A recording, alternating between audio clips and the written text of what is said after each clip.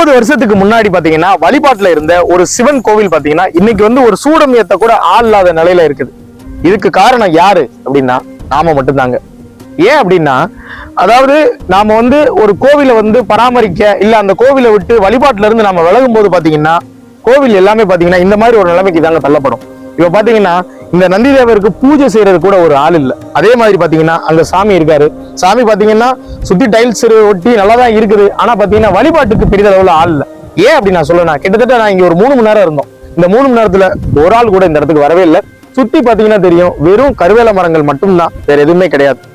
இதுக்காக தான் நாங்க சொல்றோம், எப்பவுமே வந்து சாமியை வந்து நம்ம கீழே மண்ணில இருந்து எடுத்து அதை பீடம் கட்டி ஒரு மேற்கூரைக்குள்ள கொண்டு போய் அதை ஒரு சின்ன கோவில மாத்தினா அது வந்து அடுத்த தலைமுறைக்கும் ஒரு வழிபாட்டுக்கு எடுத்துட்டு போகும்.